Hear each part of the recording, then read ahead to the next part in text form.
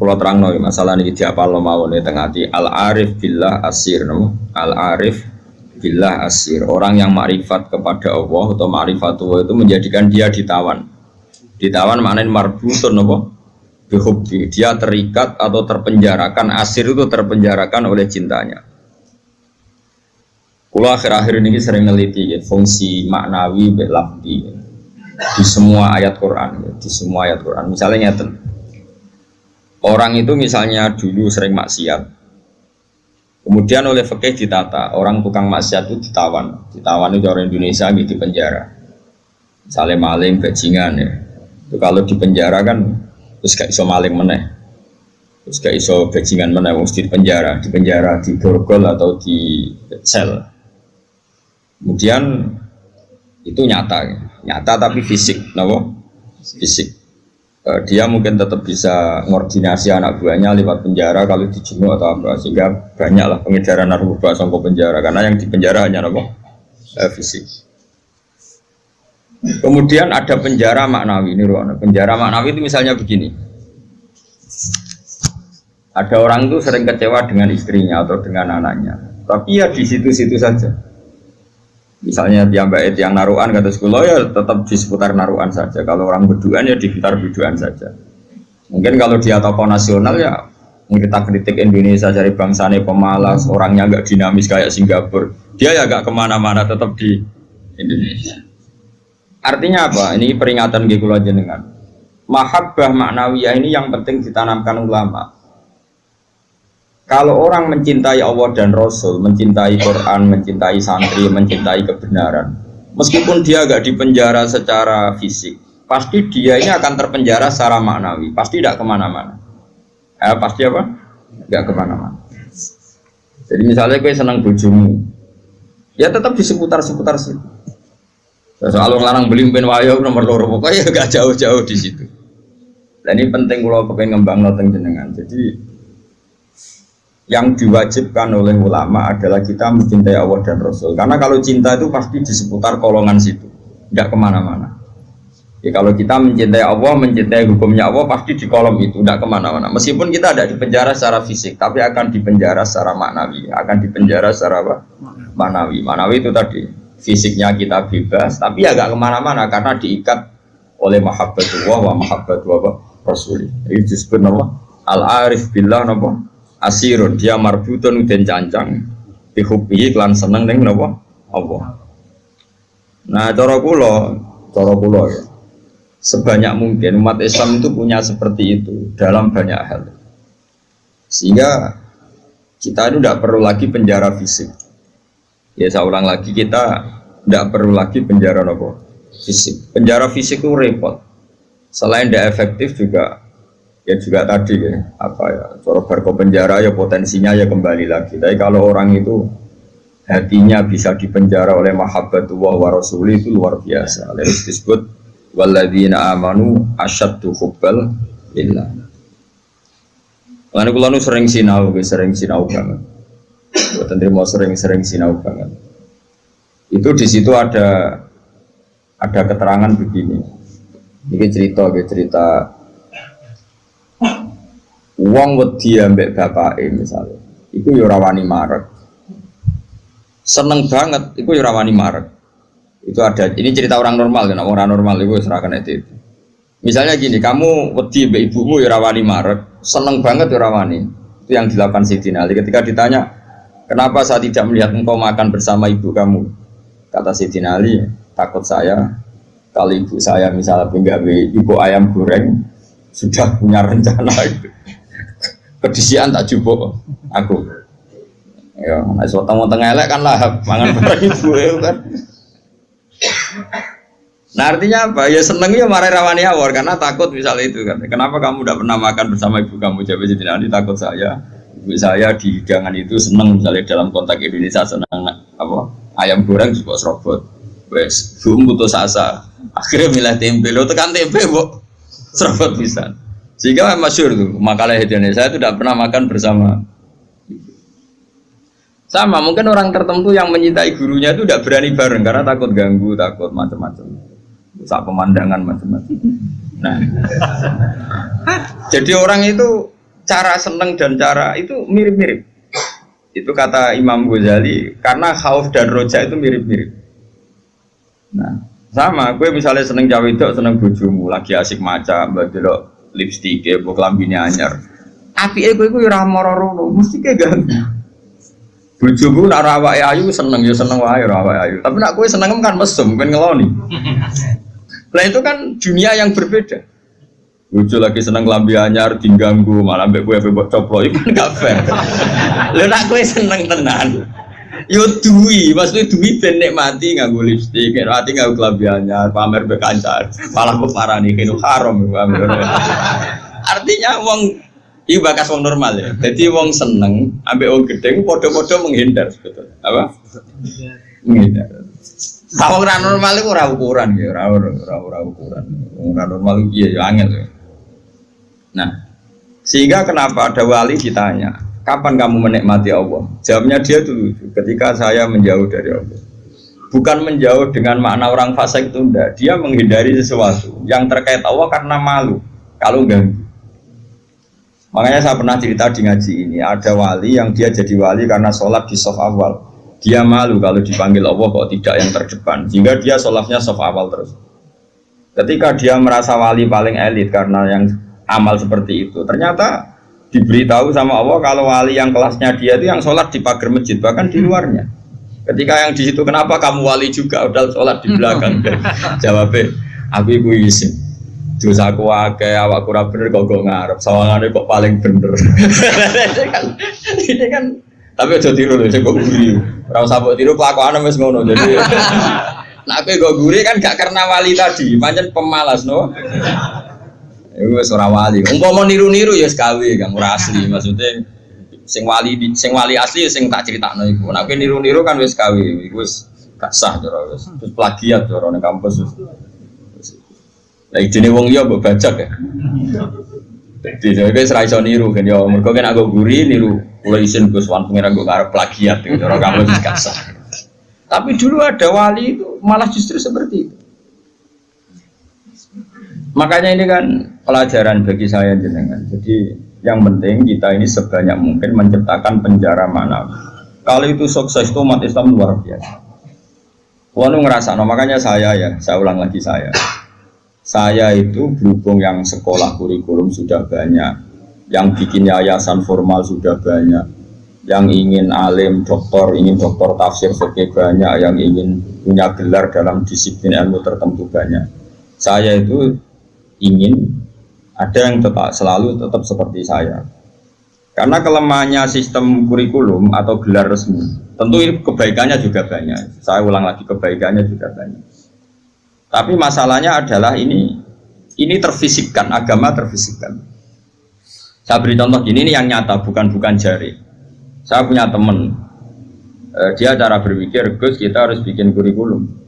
Karena kalau kita tidak punya dokter fikih atau dokter tafsir atau dokter ahli sunnah pokoknya.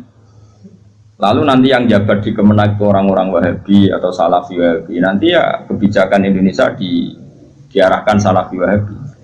Jadi lama-lama kayak Wali Songo itu tidak dikatakan pusat sejarah tapi pusat kemusyrikan. Karena rombongan Wali Songo ini rombongan kemusyrikan. Mau ketuanya ya ketua. Jadi nanti mereka. Nah, tapi kalau yang megang di departemen itu orang-orang Sunni kan mesti diarahkan ke Sunni juga. Oke itu baik sekali. Tapi saya bilang gini, secara matematika bisa dihitung. Lembaga kenegaraan, departemen, Kemenak lah dalam konteks kita karena santri misalnya Kemenak, itu hanya berapa juga? Paling yang ngurusi haji, ngurusi ini itu, ngurusi pernikahan, ngurusi pengadilan agama. Lembaganya itu bisa dihitung, taruh saja 10 terus jumlah yang ditangani hanya berapa kasus. Bandingkan kalau kita, saya ulang, tapi ini tetap penting, saya ulang lagi tetap penting. Ada teman-teman kita di situ dan tentu syaratnya yang punya gelar. Kan nggak mungkin kayak ngelamar jadi dirjen haji terus jeneng sopo Ruhin karir sabar fikir suwi itu ya prestasi. Itu kan poin, cara pengiran poin, tapi cara negara kan enggak. Cara pengiran poin, Kang nyabari nasib suwi itu cara pengiran poin. Terus wis wanan itu cara pengiran yo poin. Ada hadis Allah itu malu nyiksa orang sing wis panen. Oh itu cara agama poin, tapi cara negara kan ndak. Terus Allah itu seneng mau fakir sing lemu. Mergo wis rido mbek kodok-kodok iku ya poin. Lha itu gurunya Imam Syafi'i itu lemu. Makanya kata Imam Syafi'i jarang ono wali sebabnya lemu kecuali Abdul Hasan As-Syaibani. Itu dekne dadi wali mergo lemu. Gua bertak sange ridane mbek Allah mangan. Ngerti kok mangan terus. Ora ono wong warak saka rahmate pangeran. Kowe mangan kok leren, berarti kowe nganggep ngakhiri rahmati Allah. Tapi nek ora iso leren, ya jadi wali. Jalur itu pun bisa jadi wali. Tapi ojo kawe loh, ini kan sekawe. Mana partner ini sekawe, yang berbariki wis kawe, wis plagiat, no. Tadi kau lah wis niru serau lah, gak keren, no. Terus sekarang kita hitung, ini nyata ya, dan saya sering ya berdebat seperti ini atau mikir seperti ini, karena saya ketemu berbagai pihak, ya tentu yang baik, yang punya mental ad-dinu an-nasiha, ya punya mental nasihat itu iradatul khairin apa? Lilwiri selalu berkeinginan baik untuk yang lain. Lalu ada kiai-kiai kultural kayak Pondok Sarang, Lirboyo, Sidogiri, pondok-pondok besar. Ini kan nggak ada gelar. Tapi setiap di pondok itu diajari madzhab ahli sunnah wal jamaah. Ono sing kerja temangsang yang pedalaman Kalimantan, ono sing bisnis bongkrat buangkrut nganti tuwek melarat, ono sing sugih mergo diorder dari guru privat, ono sing sugih mergo dikultusno dukun nak ndonga mandi, macam-macam. Nah ini kan dari berbagai lini, ono kabeh. Ono sing darani wali, terus rambutnya gondrong, geng, macam-macam lah. Terus wong yakini nak rambutnya ra kena dipotong, terus adol godri yo larang, macam-macam lah. Pokoke macam-macam jenisnya macam-macam. Sing sowan yo macam-macam. Pejabat kepentok pangkat sowan. Ana sing sowan tok yo ngombe, ana sing yo godri, ana sing yo donga. Kula nak maca piyambak abot iki kula sangoni wong jenengan semoco, macam-macam lah. Wong suka ora ngajar kiai di order. Akhir kon maca dhewe mboten saged iki. Kula tok salam template jenengan sing maca. Kiyaine wong dhuwit ku yo penting. Iku yo pinter dhuwit ditampa terus ngombeni banyu didongani kon ngombe. Wong percaya yakin ya lalah manci. Macam-macam. Tapi ini nangani ribuan orang, mungkin jutaan orang, dan karena yang nangani ini orang-orang ahli sunnah, maka mereka akan mengembangkan madzhab apa? Ahli sunnah. Saya itu berkali-kali cerita di mana-mana. Saya itu punya teman dulu sekolah itu goblok era karuan, terus melarat goblok kritik. Woi, ora tau munggah kan sekolah. Wireng pisan, lumayan kue putih. Irang. Itu sekolah atau munggah. Senengane jaduk bocah. Pokoknya seneng jaduk. Dia itu kerja di pedalaman Kalimantan. Kerja betul, dulu juga ada HP, dia punyanya surat. Gus kulon itu tentang pedalaman Kalimantan. Itu tiang-tiang tak ajak Jumatan, tak ajak sholat zuhur. Dia eling, sisa-sisa fikih eling. Kalau dalam madzhab Syafi'i, orang yang tidak mustautin itu kan tidak wajib Jumatan. Dan kalau jumlahnya tidak 40, tidak usah Jumatan, hanya sholat apa? Zuhur. Masih ingat ya orang goblok banget, mondok suwi. Mondoknya bareng pulau. Akhirnya singkat cerita, tiap neng pedalaman Kalimantan itu dia gaya musola kok bekas-bekas kayu. Ya terus kalau Jumat mereka jadwur gak gelem. Padahal nggak 40 juga tidak mustautin penduduk yang punya kampung. Alasannya mau ngomong awam, Pak, wong Jumat kok duhur. Terus ini tak aku, Gus apa boleh duhur? Apa boleh apa? Jumatan tak jawab boleh. Sementing madzhab lah sementing Jumatan. Singkat cerita. Dia tersiksa, ini cerita di penjara ya, karena dia orang soleh dan dia nganggap itu sholat penting. Bukan sekedar sholat penting, juga penting mengajak orang lain sholat. Wes kere temangsang yang tengah alas, ijek buruannya polisi, zaman dijek ini ilegal lagi. Ya tetap nganak nomu sholat. Juga komunitas sholat, mahabbah yang Allah dan Rasul.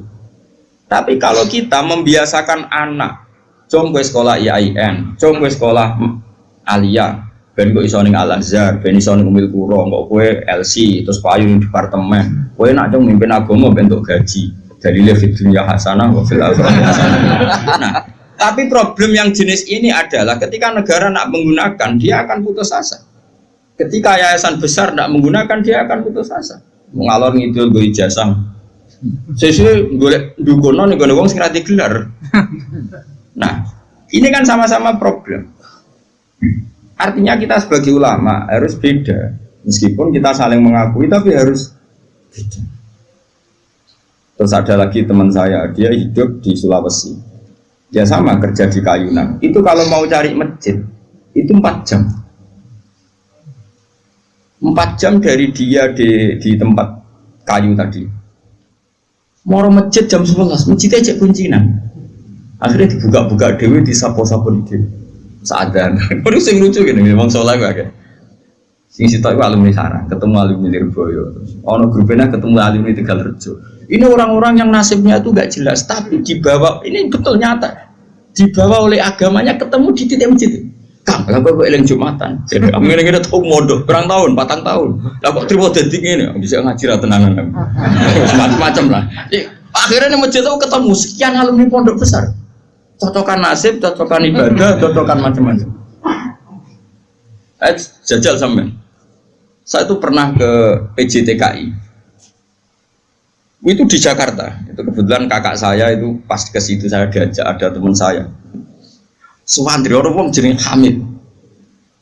Gus, kamu kenal orang ini? Namanya Hamid. Ini dulu mondok di sini. Mesti katanya kenal jenengan.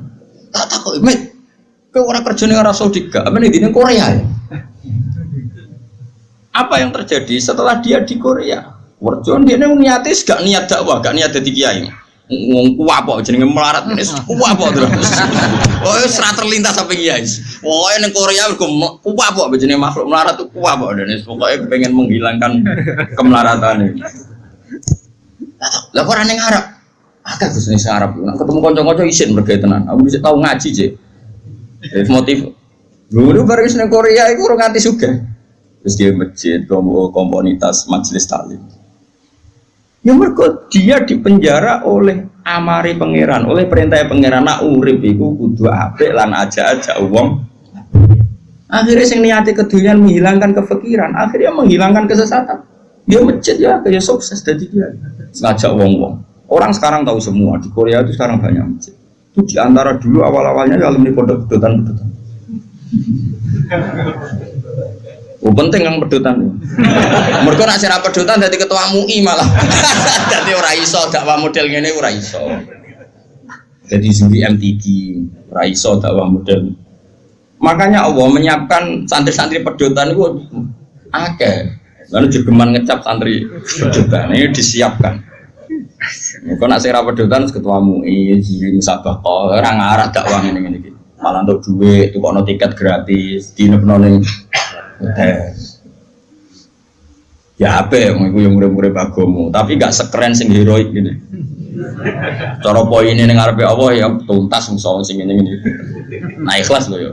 Kecuali orang ikhlas, dia ngono iku kegiatan ngelakno fakire. Ya gak ono wong dakwah jare timbang nang omah tengok-tengok atau dakwah wae perkara. Tapi lumayan lah. Singkat cerita gini, ini yang perlu jadi madhab saya dan saya fatwakan terbuka seperti ini. Andai kan semua orang dipenjarakan oleh cintanya kepada Allah, kamu gak usah khawatir hidup di mana-mana, pasti dia akan murid-murid agamanya. Aku kan ngene-ngene ku kiai, anak kiai, murid kiai, jadi tahu betul seperti itu. Saya punya teman sekarang jadi DPR provinsi di Kalimantan, itu orang Bali. Dulu ngaji sorokan muin sama saya di Sarang. Dia alumni Pondok Sidogiri. Itu bapaknya keluarga besarnya bakul sate. Ke Bali itu niati adul sate. Ya santri pedotan. Oh, mereka pedotan ketemu ini. Yang ngeduro maksudnya sesuai kelas masing-masing. Bareng bakul sate sukses ngajak ponakane, ngajak tanggane. Tahu-tahu kampung situ jadi komunitas Madura. Karena jumlahnya signifikan bikinlah masjid. Setelah ada masjid, terus gak kepikiran anak bakul sate di pondok di Sidogiri. Karena di situ sudah ada komunitas muslim. Ono majelis taklim, ono muslimatan, patayatan macam-macam. Mondok itu kira anaknya kebenaran, mungkin karena barokahnya dakwah. Anaknya itu alim, cerdas. Mau coba ini bisa, kosongan bisa. Di situ kiri tamat masih mondok lagi ke sana. Langsung tingkat berapa dulu yang ngetes saya dulu? Ya langsung alim. Coba. Jadi artinya gini loh, orang-orang yang dipenjarakan oleh mahabbatullah wa rasulih, kere ya gawa agama, suga ya gawa agama, temangsang ya gawa, kemana-mana bawa. Lalu lucunya kita sebagai pakar agama malah membatasi, sekolah sing ono gelar ben iso dadi ngene dadi Ini menurut saya pembatasan, tapi tetap boleh. Saya ulang lagi tetap boleh. Nak sing bakate digelar ya digelar nggak apa-apa. Tapi harus ada ulama yang kayak saya. Lah pula mungkin suatu saat mungkin bisa saja Hasan nanti punya gelar nggak masalah. Bisa saja anak saya nantinya nggak masalah. Tapi tetap tak cekoi pikiran seperti ini sehingga kalaupun punya gelar, gelar itu tidak mengikat hanya membidik departemen atau yayasan tertentu. Tetap yang dibidik itu dakwah ilallahi wa ila rasul. Ini penting dan saya akan berkali-kali ngomong gini terus sampai sama. Bila perlu matiin aku wali sing urip tak peduli ya. Asal sing urip ya wali bisa. Kan ono sinyale lah nara wali kan angel peduane. Kan gak sambung. Sinyale beda.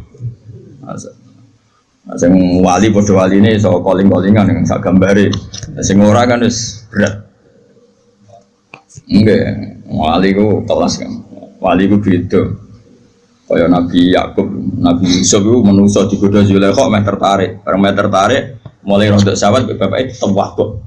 Padahal bapake ning Syria ning Kanaan, Nabi Yusuf bedane ning Mesir. Piye gitu. Bapake ning Syria, gawe kepae ning Palestina. Nabi Yusuf kegoda Zulaikha ning tewah kok bapak. Anake Nabi kok. Lah kowe sing nabok sapa ora demenan. Ora ono sing nabok. Bapak murah wali, kowe ora wali, lingkungane ya ora wali. Mulane dadi ngene iki sampe.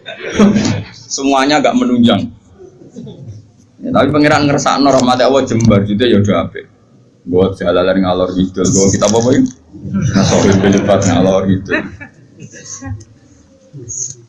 Nah menurut saya yang penting sekarang adalah menciptakan mahabbatullah wa mahabbatu rasuli secara permanen itu jadi malakahnya, mentalnya, darah dagingnya sehingga hidup di mana-mana itu ilallah wa ilah rasul. Apalagi kita dalam konteks Indonesia, orang tahu semua lah, kalau Islam ke Indonesia itu dibawa oleh pedagang, semua sepakat mengambil gelar pedagang. Ada pedagang dari Gujarat, dari India, dagang di Indonesia. Niatnya dagang rempah-rempah, ya kepengen sugih. Tapi mereka ini santri, mereka ini orang ora iso golek donya tok ora iso, tetep nang aja akhirnya ngajarkan Islam. Nggih betul. Itu pedagang apa kiai? Pedagang apa ketua MUI mereka di apa dokter fikih enggak, apa dosen IAIN enggak, apa kiai sing dibenom negara enggak. Ya pedagang ya wong kedonyan nih. Mulane harapan kowe kedonyan iku jek tinggi. Tapi asli kedonyan problemnya iku asli. Maksudnya iku biasa golek donya tok ora ngurusi agama itu sing kasus itu yang bawa Islam ke Indonesia kira siapa? Pedagang. Terus sekarang jadi Islam seperti ini, ada wali songo, ada apa, pertama yang bawa Islam itu pedagang bukan kiai.